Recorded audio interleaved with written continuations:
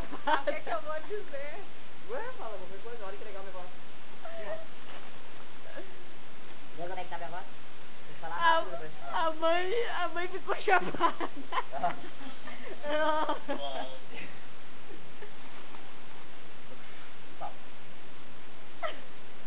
Aí como tá na resposta?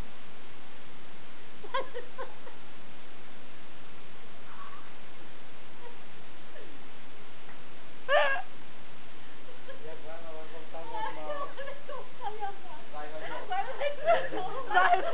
Vai, Vai, vai de novo, mãe. Aí bota a boca no buraquinho. Pera aí.